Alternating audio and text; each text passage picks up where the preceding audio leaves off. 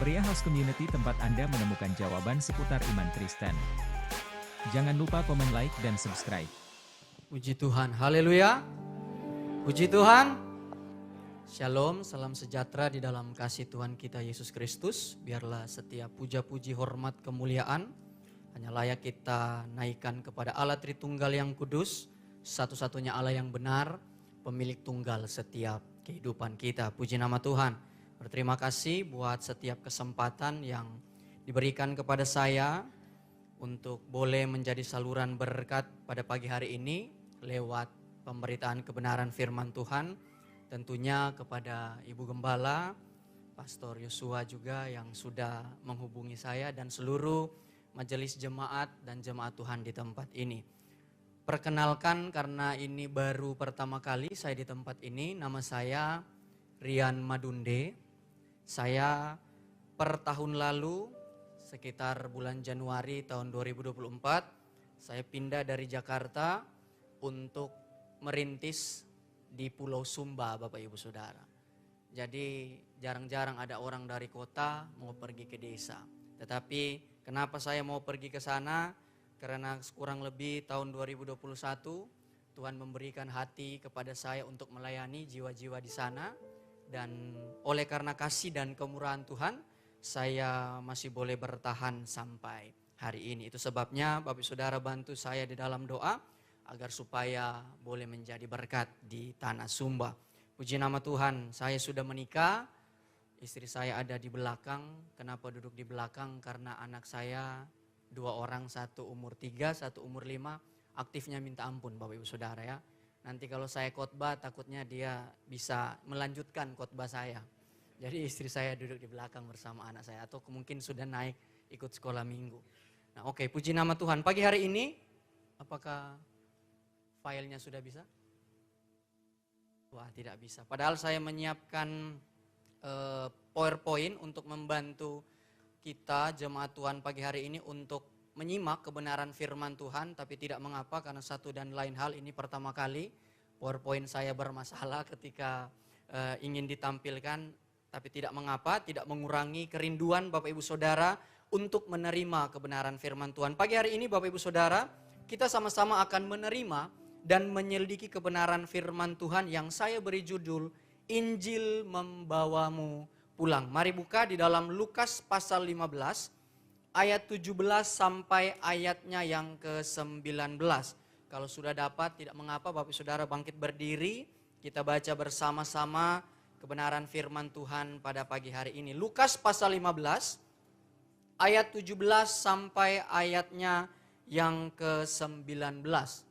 Kalau sudah dapat, saya baca ayat 17, Bapak Ibu Saudara ayat 18, dan kita baca bersama-sama ayat 19. Lukas 15 ayat 17 firman Tuhan.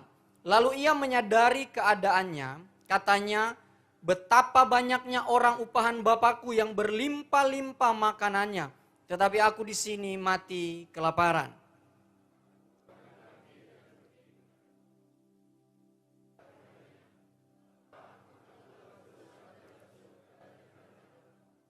Ayat 19, 1, 2, 3. Aku tidak layak lagi disebutkan anak Bapa. Jadikanlah aku sebagai salah seorang upahan Bapa. Silakan duduk Bapak Ibu Saudara. Wah, ini udah muncul ya.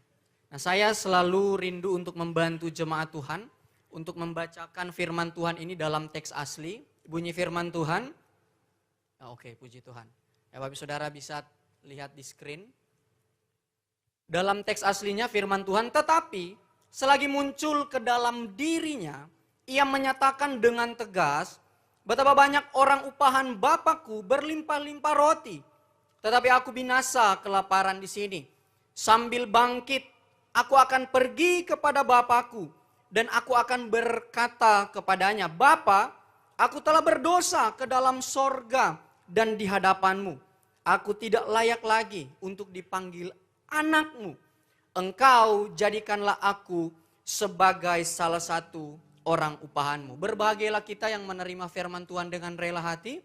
Kemudian Bapak Ibu Saudara, setelah ibadah pada pagi hari ini terus merenungkan setiap kebenaran, dan kebenaran itu diteguhkan oleh kuat kuasa Roh Kudus, dan oleh kuat kuasa Roh Kudus itu kita menjadi pelaku-pelaku kebenaran yang menyukakan hati Tuhan.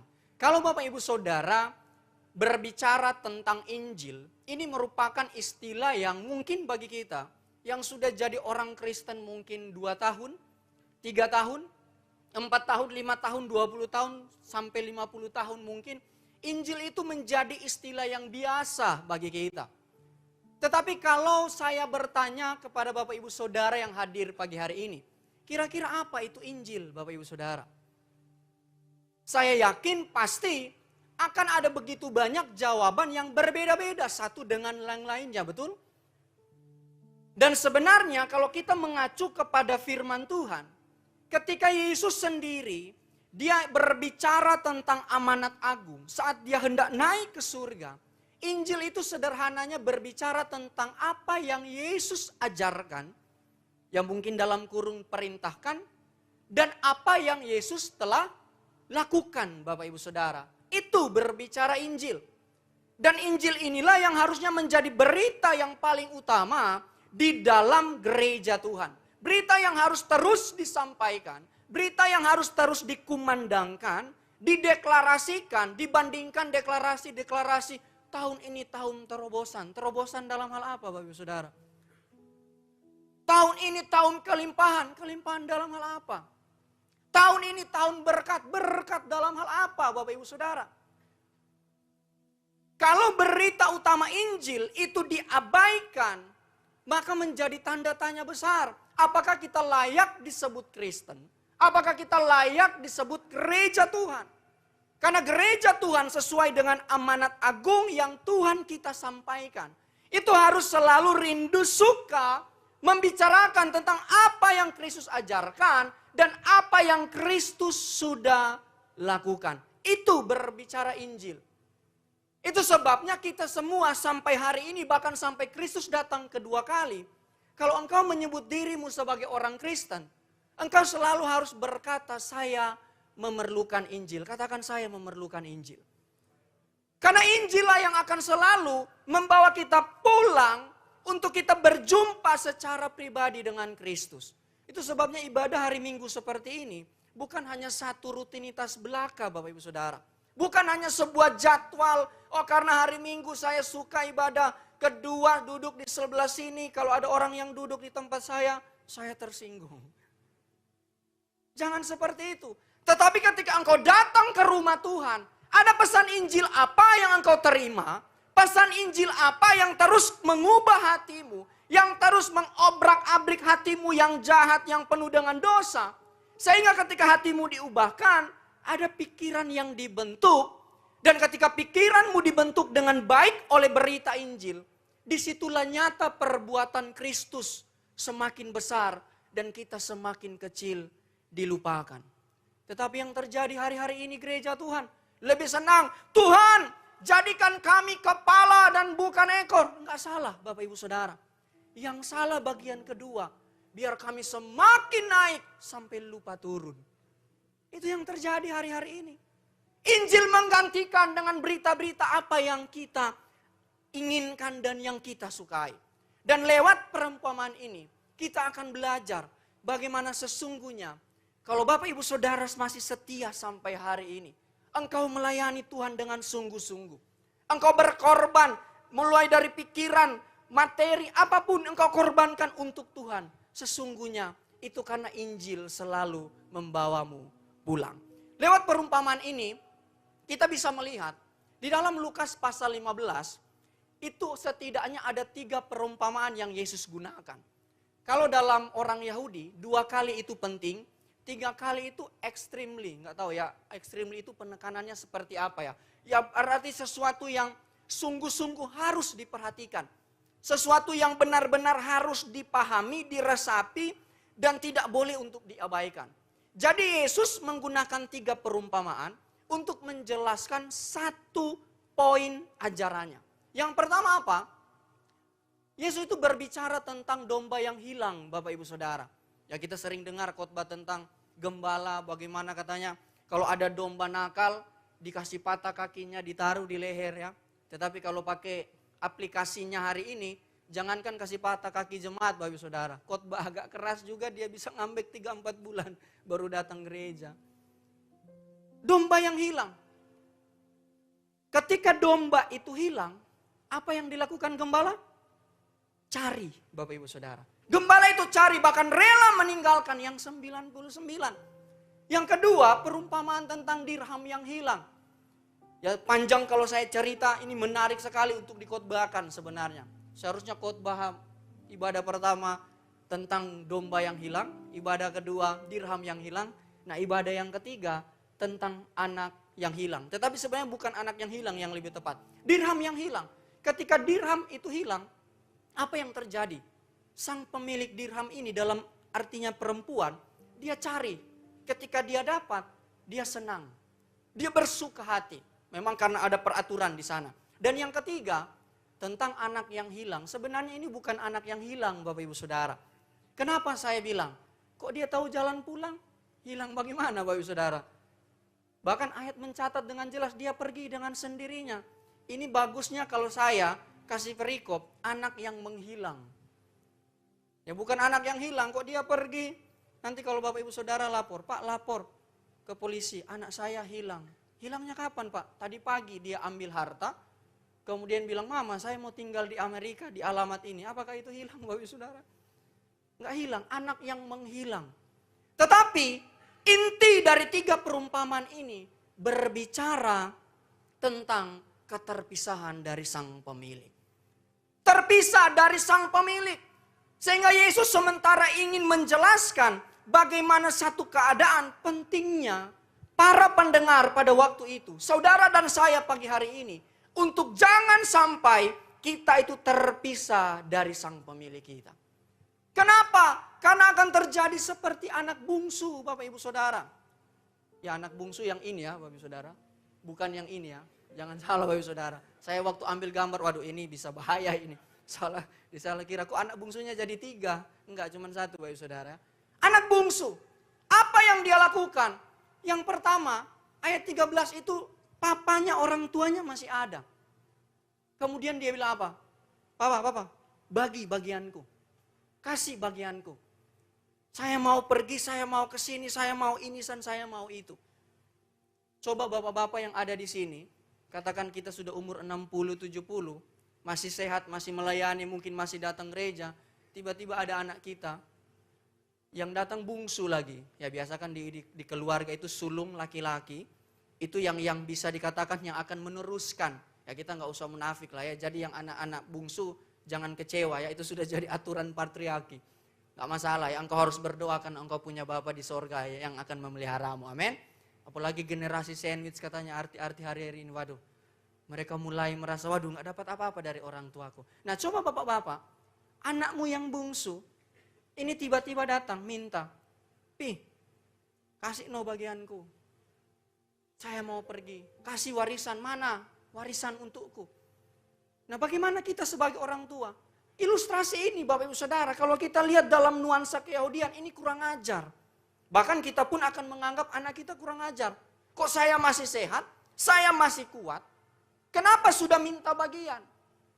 Tetapi lebih daripada itu, tindakan si bungsu meminta bagiannya, itu menunjukkan bahwa dia sebenarnya ingin terpisah. Dia sebenarnya tidak butuh lagi dengan papanya. Sehingga ketika dia memilih untuk terpisah dari bapaknya, yang terjadi apa? Si bungsu langsung mengalami sesuatu yang sangat-sangat mengerikan.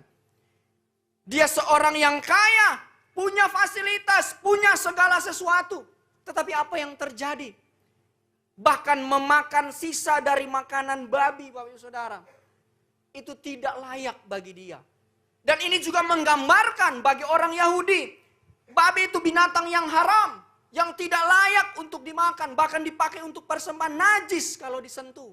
Tetapi kalau bagi kita, itu yang terbaik. Ya, daging yang terenak. Betul Bapak Ibu Saudara ya. Ada seorang sastrawan Yahudi di abad pertama. Dia nggak makan babi. Tapi dia tahu babi itu enak. Jadi bersyukurlah kita jadi pengikut Kristus. Ya segala sesuatu halal. Kalau disertai dengan ucapan syukur. Amlodipin. Tidak layak, najis bagi mereka. Ini menunjukkan satu kemerosotan yang terjadi dari kehidupan si bungsu ketika dia terpisah dari bapaknya. Dia yang dahulunya seorang anak, bahkan untuk disebut seorang upahan pun tidak layak. Memakan apa yang tidak pantas untuk dimakan. Coba Bapak Ibu Saudara lihat, betapa mengerikannya kalau kita juga mengalami keadaan seperti si bungsu. Itu sebabnya ketika si bungsu ada dalam keadaan yang mengerikan ini, dalam masalah yang besar, Injil itu datang membawa dia pulang. Ya, nanti kita akan bahas mulai ayat 17. Apa yang terjadi? Bagaimana Injil itu bukan hanya memulihkan sebuah relasi, namun juga regenerasi diri. Seringkali kita hanya apa? Kejar relasi. Ketika ada suami selingkuh, didamaikan. Hubungannya yang diperbaiki. Tetapi pribadinya tidak pernah mengalami pembaharuan. Pribadinya tidak pernah mengalami kelahiran baru. Dosanya tidak pernah dibereskan, Bapak Ibu Saudara. Berapa banyak anak muda di gereja hari-hari ini, ketika dia bergaul, jatuh di dalam dosa. Mungkinlah, apa ya istilah sekarang, married by accident. Karena sudah isi, harus nikah. Kita cepat-cepat apa? Kasih nikah supaya relasinya dipulihkan. Salah Bapak Ibu Saudara. Yang paling utama, pembaruan diri dulu, baru kita berbicara tentang hubungan. Engkau hanya ingin dilepaskan, hanya ingin dipulihkan. Secara relasi, kalau regenerasi diri tidak pernah engkau alami, maka dosa lama hanya akan tinggal menunggu waktu untuk engkau lakukan. Penjudi tetap penjudi, yang tukang selingkuh tetap tukang selingkuh, yang suka gosip makin sip. Kalau hanya relasi, Bapak Ibu Saudara. Harus ada regenerasi. Itu sebabnya engkau memerlukan Injil. Melalui perumpamaan ini, kita belajar bahwa saat percaya kepada Yesus, kita memiliki status yang baru. Jadi Kristen bukan hanya sekedar pilihan.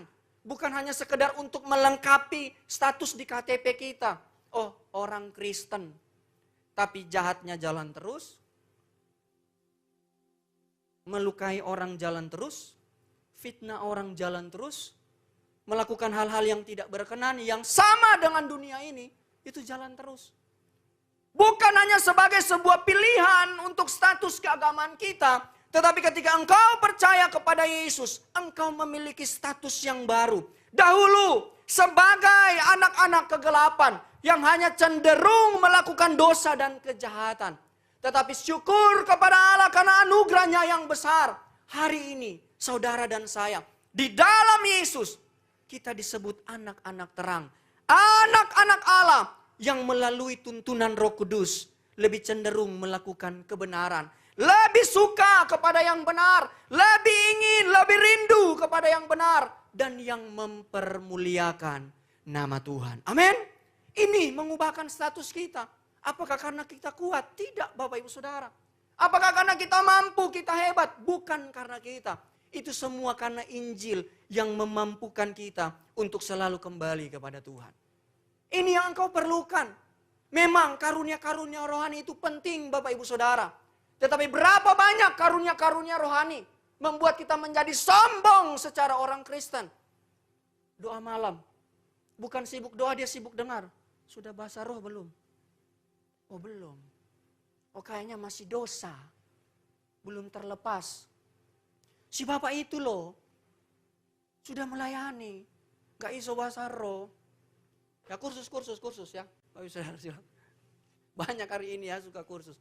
Bukan itu Bapak Ibu Saudara. Itu memang penting. Akan memperlengkapi kita. Tetapi yang paling utama. Bagaimana Injil itu menguasai kehidupan kita. Status sebagai anak. Walaupun dia pergi meninggalkan Bapa. Ini luar biasanya anugerah. Pujian tadi yang kita nyanyikan. Injil itu selalu membawa kita pulang. Walaupun si bungsu berpisah secara sengaja. Dia meninggalkan papanya. Melakukan yang tidak berkenan. Tetapi statusnya sebagai anak tidak pernah dibatalkan. Amin. Status itu tidak pernah dibatalkan. Tetapi ingat, kalau engkau betul-betul status sebagai anak-anak Allah, kepunyaan Kristus, engkau tidak akan mudah terjebak ke dalam dosa yang sama. Engkau tidak mudah terjebak ke dalam perangkap dosa yang sama. Engkau tidak mudah lagi ingin melakukan dosa yang sama. Karena Roh Kuduslah yang akan menguatkan kita melihat setiap perbuatan dosa sebagai sesuatu yang menjijikan dan mendukakan hati Allah. Secara daging rindu Bapak Ibu Saudara ya. Pengen. Tapi karena ada Roh Kudus itulah yang menguatkan kita. Mungkin yang bapak-bapak, karena saya bapak-bapak ya, Bapak Saudara di sini banyak lebih senior. Lagi jalan-jalan di mall hari-hari ini, fashionnya itu, makanya kalau ada pengusaha di sini, usaha jahit itu lagi untung. Kenapa? Dulu buat baju 2 meter, sekarang 30 cm cukup Bapak Saudara ya. Atasnya sini, bawahnya sini Bapak Saudara. Itu untung pasti. Bapak-bapak lagi jalan-jalan, mungkin digoda atau kelirik kiri kanan. Kalau nggak punya Roh Kudus, waduh mata tuh. Tapi kalau punya Roh Kudus, darah Yesus. Penting punya Injil dalam kehidupan kita. Itu sebabnya ketika kita tahu bahwa status itu tidak pernah dibatalkan, engkau pun harus sadar. Walaupun kita masih suka melakukan dosa, dosa itu masih memikat kita. Tetapi ada Roh Kudus yang menguatkan. Sehingga perlu kita menyadari dan mengakui bahwa seringkali ini persoalannya. Status sebagai anak membuat kita kehilangan rasa hormat kepada Bapa kita yang ada di sorga. Ini yang terjadi. Coba yang anak-anak muda, kamu dapat bos yang jengkelnya minta ampun di kantor. Kalau dia pagi-pagi sudah ngomel, berani nggak kamu bilang, tutup mulutmu? Nggak berani tak? Coba di rumah, mamamu baru bilang, Dek, kalau pulang kantor sepatunya, wah mami, aku sudah capek, bla bla bla bla bla. Ini sering kali. Begitupun di dalam hubungan rohani kita, Bapak Saudara. Kita kehilangan rasa hormat. Sehingga banyak dari jemaat Tuhan hari ini. Berapa banyak dari kita. Ketika engkau sudah merasa menjadi orang Kristen sekian tahun. Sebenarnya kerinduan kita saat ini. Untuk datang beribadah. Untuk datang melayani. Untuk melakukan sesuatu yang terbaik bagi Tuhan. Sudah tidak sama gairah dan kerinduannya. Antusiasnya ketika kita sudah sekian tahun menjadi Kristen. Sudah nggak sama. Ada nggak kita pagi hari ini masih datang ibadah hari Minggu? Wah, saya ingin berjumpa secara pribadi dengan Kristus. Pesan apa yang Kristus mau sampaikan lewat dalam ibadah? Bukan hanya khotbah, Bapak Ibu Saudara. Pujian juga itu penting. Bukan hanya soal engkau meneteskan air mata. Tetapi benar nggak engkau paham setiap kata-kata yang diucapkan kepada Tuhan? Ya gereja hari-hari ini ketika nyanyi doa Yabes bisa nangis. Kiranya. Padahal ya nggak kekurangan materi. Tetapi berapa banyak kita ketika menyanyi. Bapa kami yang ada di surga. Hatimu bergetar Bapak Ibu Saudara. Engkau terharu. Engkau mengingat bahwa kalau hari ini engkau masih hidup. Semua karena anugerah dan kemurahan Tuhan. Berapa banyak dari kita. Makanya penting sekali ada kerinduan. Masih sama atau tidak. Engkau datang pagi hari ini. Dengan beberapa tahun yang lalu ketika engkau mulai bertobat. Cinta mula-mula berjumpa secara pribadi dengan Kristus. Masih sama enggak cintanya dengan hari ini. Makanya Roma bilang. Janganlah kerajinanmu itu kendor. Dan bahkan Bapak Ibu Saudara. Ketika engkau sudah kehilangan cinta akan Allah. Lebih lagi kita mengakui. Dan kita harus menyadari. Ada berhala di dalam hati kita. Status sebagai anak Allah. Anak-anak Allah seringkali membuat kita menuntut Bapa di surga. Harus memuaskan kebutuhan kita. Kita merasa kadangkala kita ini orang benar. Kita sudah melakukan banyak untuk Tuhan. Tuhan, saya sudah melayani ini itu. Kok bisnis saya masih begini-begini aja. Kok karir saya masih ya flat-flat saja. Saya belum banyak pencapaian keberhasilan dalam ukuran dunia yang hebat. Belum Tuhan. Kita mulai tagih Bapak Ibu Saudara. Berapa banyak dari kita berdoa. Yang kita sodorkan proposal segudang permintaan kita. Tuhan kalau nggak jadi ini berarti Tuhan nggak berkuasa. Kalau nggak begini berarti kurang iman. Kita mulai tuntut. Kita merasa Tuhan itu berhutang dengan kita. Status sebagai anak membuat kita lebih ingin dipuji kepada diri sendiri. Kita yang harus dipuaskan tanpa pernah peduli. Apakah Bapa di sorga puas dengan kehidupan kita hari ini? Kita lebih menyembah diri kita sendiri dalam setiap aktivitas agamawi kita. Engkau datang menyembah Tuhan, beribadah. Apakah benar ingin berjumpa secara pribadi dengan Allah? Ataukah apa? Daripada sepi, daripada di rumah stres, kepikiran masalah, cicilan mungkin, dan lain sebagainya. Datanglah di ibadah. Setidaknya apa? Nyanyi-nyanyi senang, masalah itu lupa. Ya tagihan besok tanggal 11 tetap harus bayar. Ataukah seperti itu Bapak Ibu Saudara? Kita menyembah diri sendiri, memuji, naikkan pujian, berpusat pada keinginan hati, pencapaian kita. Kita lebih suka mengarahkan telinga kita kepada apa yang kita inginkan, yang memuaskan telinga kita. Kepada apa yang hanya menjawab kebutuhanmu secara jasmani. Tetapi engkau tidak rindu mengarahkan telingamu kepada kebenaran-kebenaran yang membawa engkau pada hidup yang kekal. Wes khotbahnya nggak enak, berat. Ya kamu datang ke gereja mau cari apa sih Bapak Ibu Saudara? Isi hati Tuhan kah? Atau isi hatimu yang harus dijawab dalam setiap ibadah? Betul, kita akan mendapat kekuatan, pesan firman Tuhan. Kita akan diberikan kekuatan baru, memberikan semangat. Tetapi yang paling utama, apa yang menjadi kehendak Tuhan Bapak Ibu Saudara dalam kehidupan kita? Ketika engkau bermasalah, mungkin kakak beradik sekian tahun tidak bicara, tidak komunikasi karena hal sepele. Ketika dengar firman Tuhan, mengampuni karena Kristus sudah lebih dahulu mengampuni. Oh enggak, ini bukan untuk saya. Karena yang salah adekku. Kalau kita mengampuni ya kalau salah paham sama-sama. Kalau adekku yang salah, saya benar, ya saya enggak perlu mengampuni. Enggak marah kok. Tapi kalau ketemu buang muka Bapak Ibu Saudara. Itu standar enggak marah. Kita seringkali lebih suka berbicara sesuatu yang mendatangkan kebanggaan diri. Dipuji. Keberhasilan prestasi secara kita tidak sadar. Itu buah dari kesombongan rohani yang memisahkan engkau dari Yesus. Ya saya kasih contoh sederhana. Ketika engkau melayani ya karena kita yang ada di altar ini yang melayani. Sebenarnya sama juga jemaat sementara melayani pujian kepada Tuhan. Gak ada satupun dalam ibadah itu gak melayani. Kita semua melayani. Berapa banyak dari kita Bapak Ibu Saudara ketika dulu mungkin ya melayani ya firman Tuhan lah. Belajar sungguh-sungguh. Berdoa. Meneliti, membaca buku. Ayat itu didoakan, digumulkan. Sekian tahun pelayanan firman, berapa banyak? Mau khotbah hari Minggu baru buka Alkitab hari Sabtu. Karena merasa sudah punya jam terbang yang tinggi. Berapa banyak kita tidak lagi berdoa untuk naik datang. Melayani di tempat ini. Itu sebabnya pagi hari ini. Kita perlu merenungkan bersama-sama Bapak Ibu Saudara. Refleksikan Injil. Sudah berapa banyak pilihanmu justru memisahkanmu dari Yesus.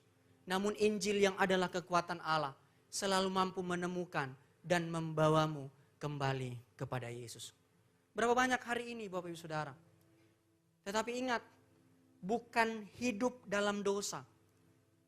Ya ciri-ciri Injil membawamu pulang. Tetapi setiap keterbatasanmu engkau harus taruh di bawah kaki Tuhan. Agar supaya engkau bisa kembali kepada Yesus. Oh karena khotbah hari ini walaupun buat dosa bisa kembali. Salah Bapak Ibu Saudara, bertobat. Ya. Orang yang selalu dibawa pulang oleh Injil. Kecenderungan keinginannya ingin melakukan kebenaran. Contoh sederhana, kalau engkau masih suka judi. Oh karena khotbah hari ini Injil akan bawa pulang. Ya saya pergi lagi main judi. Nanti sementara kocok. Wah Injil bawa aku pulang. Gak begitu Bapak Ibu Saudara. Ciri-ciri Injil membawamu pulang. Ketika engkau berjumpa dengan dosa. Engkau tahu itu akan memisahkanmu dari Kristus. Engkau tahu itu akan mendukakan hati Tuhan.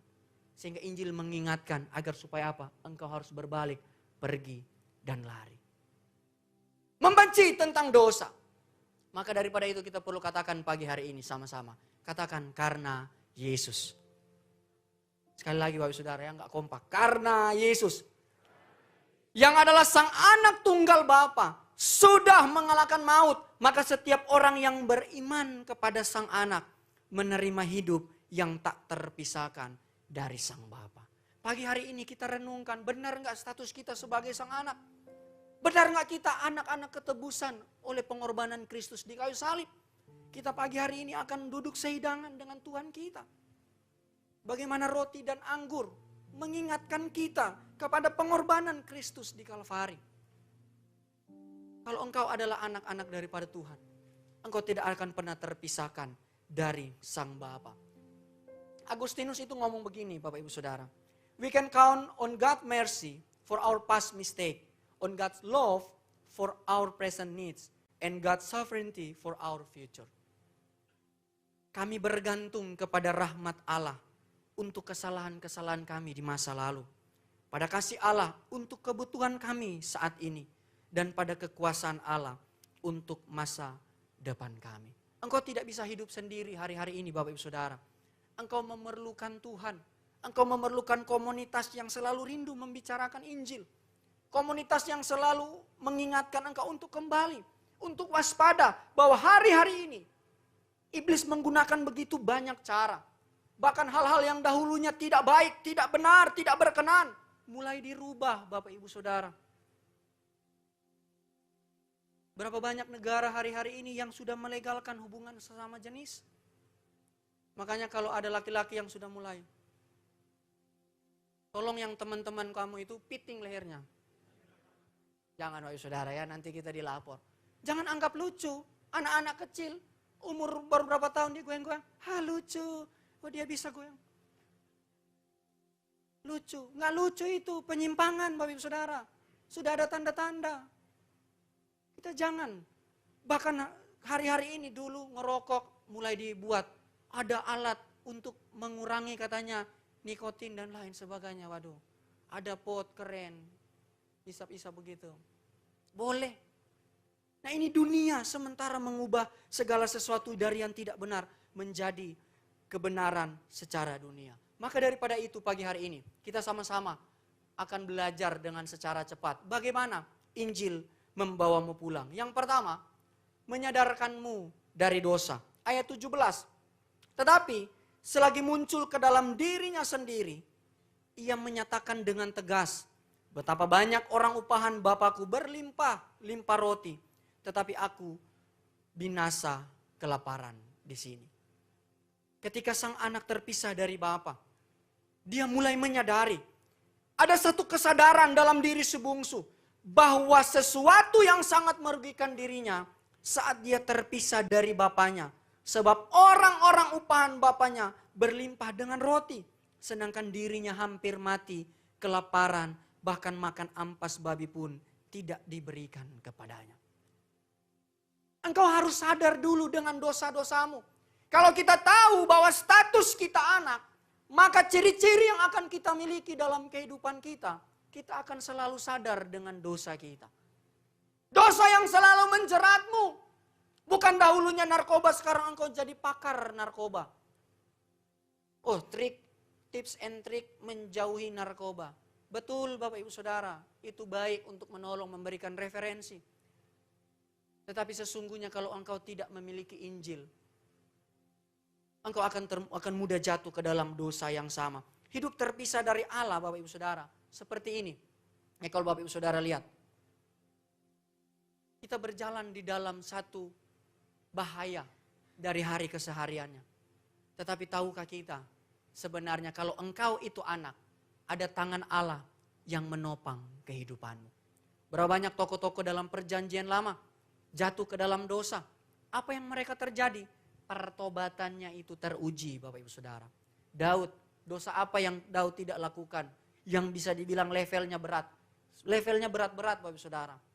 Sudah ngintip, sudah merancangkan yang jahat, melakukan pembunuhan dan lain sebagainya. Belum lagi persoalan tabut Allah dan lain sebagainya. Berat dosanya.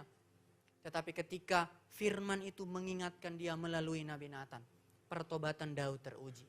Jadi kalau engkau pagi hari ini ingin mengukur dirimu apakah saya ini anak Tuhan atau tidak, apakah diriku telah ditebus oleh pengorbanan Kristus di kayu salib? Ciri-ciri yang paling utama, Injil itu akan selalu menyadarkan kita atas setiap dosa-dosa kita. Dosa membuat manusia mengalami kehidupan yang penuh dengan masalah.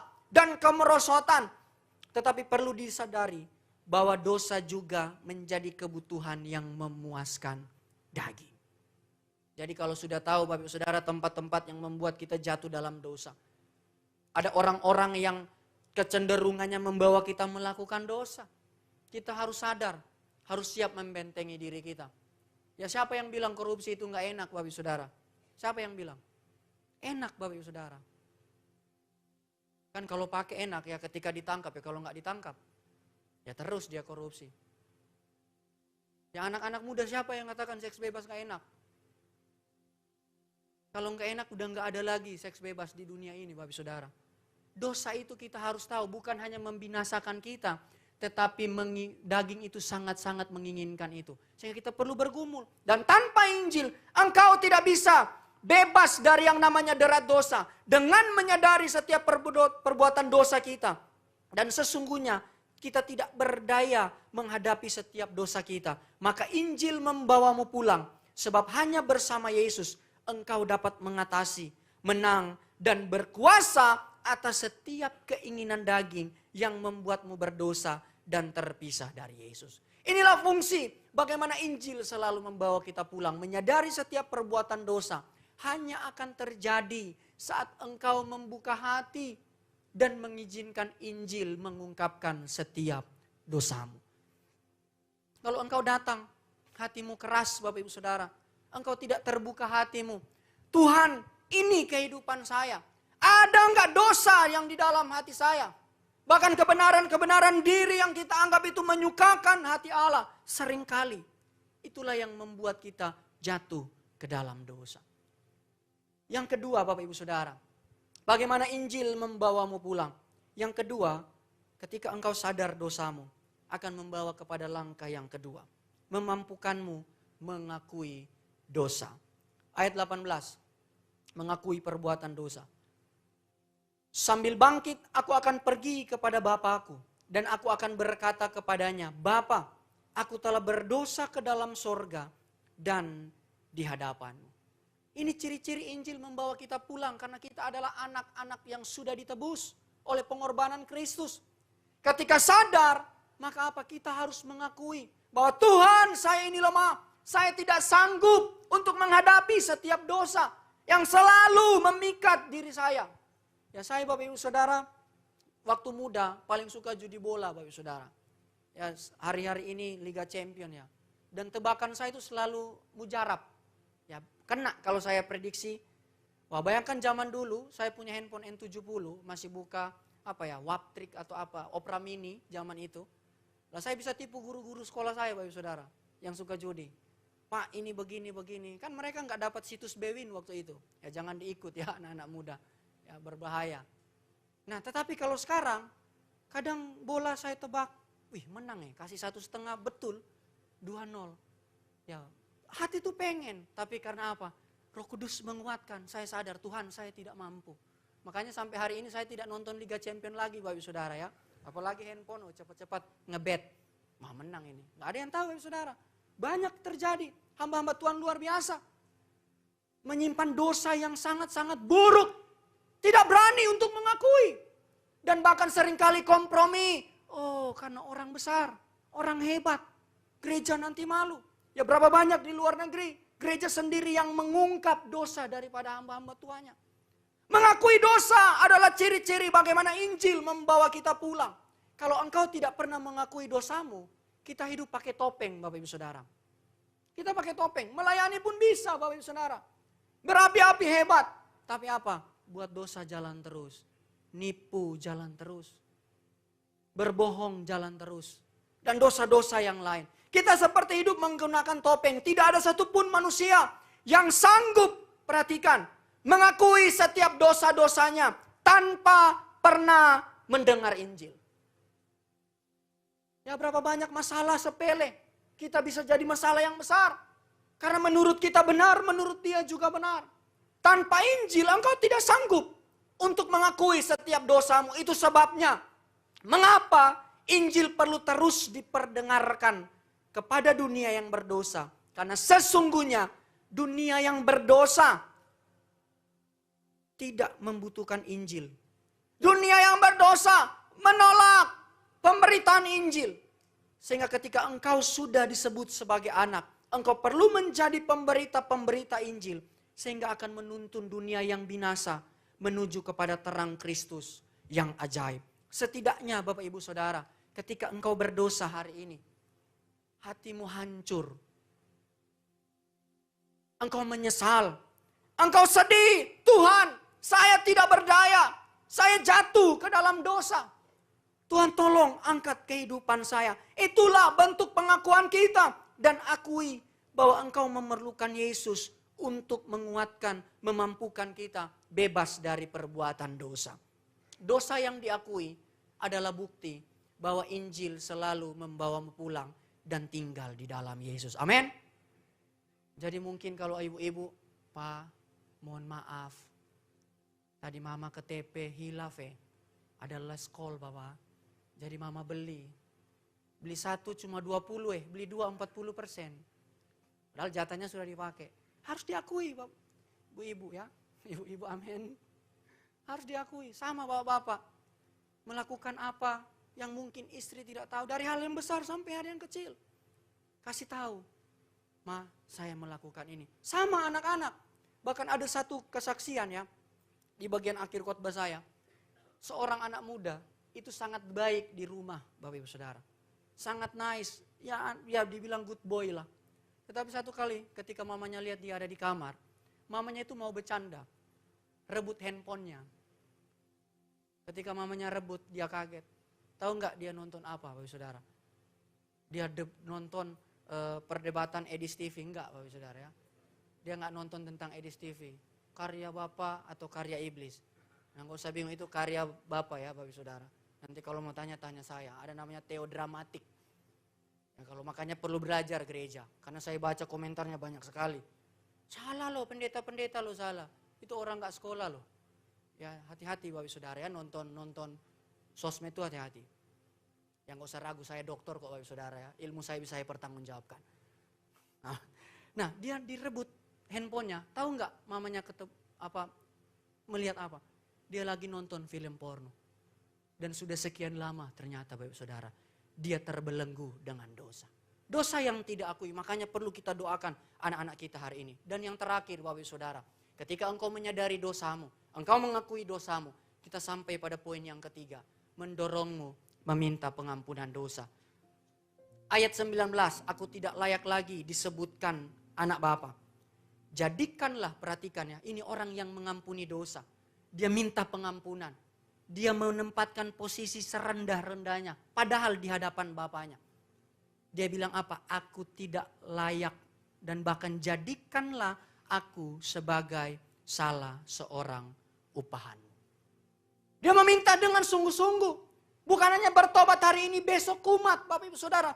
Dia tersungkur di hadapan Allah. Bukan hanya relasinya yang dia ingin perbarui, yang dia ingin pulihkan. Tetapi dia membuktikan di hadapan Sang Bapa bahwa dirinya sudah mengalami yang namanya regenerasi diri. Perubahan yang terjadi dengan sungguh-sungguh. Dia datang meminta pengampunan, dekat bersama Bapa. Berarti Bapak Ibu Saudara menikmati fasilitas dan posisi dikasihi Bapa. Ya seringkali kita hanya kejar apa? Fasilitasnya. Yang dikejar apa? Posisinya.